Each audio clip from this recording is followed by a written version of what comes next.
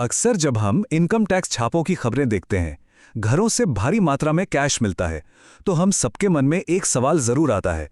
आखिर घर पर कानूनी तौर पर कितना कैश रखना अलाउड है? आइए आज इसी सवाल का जवाब जानते हैं। ये सवाल ना अक्सर लोगों को परेशान करता है। क्या घर पर ज्यादा कैश रखना गैर कानूनी है? और अगर नहीं, तो फिर इसकी कोई लिमिट है या नहीं? चलिए इस पूरी बात को समझते हैं। अब देखिए, ये सवाल सुनकर चिंता तो होती है, लेकिन अच्छी बात यह है कि हमारे टैक्स कानून इस बारे में बिल्कुल साफ साफ बताते हैं। इसमें किसी भी तरह के कंफ्यूजन की कोई जगह नहीं है। तो सीधा सीधा सवाल, घर पर कैश रखने की कोई कानूनी सीमा है भी या नहीं? ये एक ऐसा सवाल है जो लगभग हर किसी के दिमाग में कभी ना कभी तो आता ही है।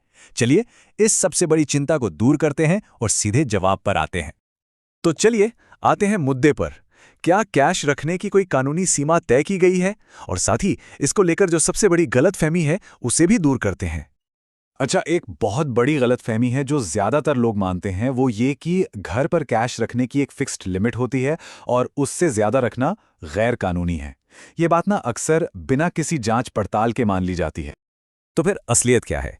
सुन के शायद थोड़ी हैरानी हो, लेकिन सच्चाई ये है कि कानून के हिसाब से घर पर कैश रखने की कोई भी कानूनी सीमा नहीं है। जी हां, कोई अपर लिमिट तय नहीं की गई है। लेकिन कहानी यहीं खत्म नहीं होती। इसका मतलब ये बिल्कुल नहीं है कि कोई नियम कायदा ही नहीं है। कैश रखने की कोई लिमिट भले ही ना हो, पर इसके साथ एक बहुत ही जरूरी शर्त जुड़ी हुई है, और सच पूछिए तो वही सबसे ज्यादा मायने रखती है।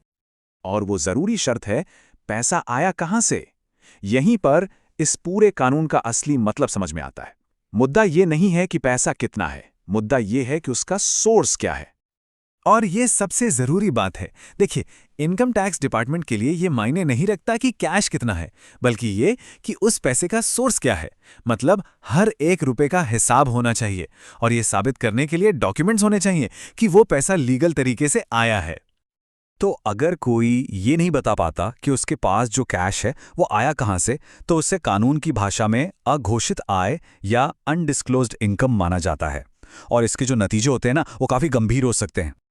तो क्या होता है अगर पैसे का सोर्स साबित नहीं हो पाता? देखिए, इसका नतीजा बहुत गंभीर हो सकता है। जुर्माना इतना भारी है कि दांव पर बहुत कुछ लगा होता है। 78%। जी हां, 78%।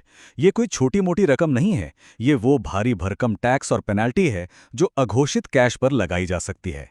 चलिए इसे थोड़ा और समझते हैं।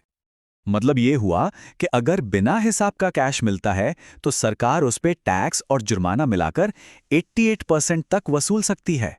सोचिए, अपनी ही कमाई का सिर्फ 22% हिस्सा ही आपके पास बचेगा।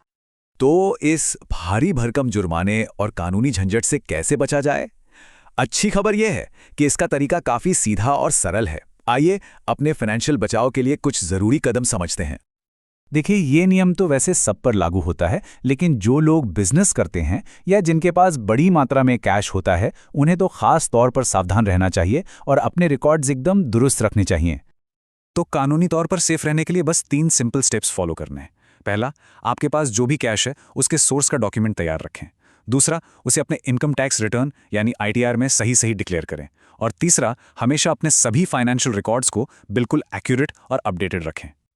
और हाँ, ये बहुत जरूरी है कि सभी फाइनेंशियल डॉक्यूमेंट्स एक दूसरे से मेल खाते हों। मतलब कैश बुक, बैंक खाते और ITR सब में एक ही कहानी दिखनी चाहिए। यही आपकी ईमानदारी का सबसे बड़ा सबूत है। तो इस पूरी बातचीत का निचोड़ क्या है? निचोड़ बस इतना सा है, आपका सबसे अच्छा बचाव है ट्रांसपेरेंसी और सही डॉक्यूमेंटेशन। जब तक आपकी कमाई लीगल है, डिक्लेयर्ड है और उसका पूरा हिसाब किताब मौजूद है, तब तक चिंता की कोई बात नहीं है। तो अगली बार जब कोई पूछे कि घर पर कितना कैश रख सकते हैं, तो याद रखिएगा, असली सवाल कितना रखा है नहीं है, असली सवाल है क्या उसका हिसाब है।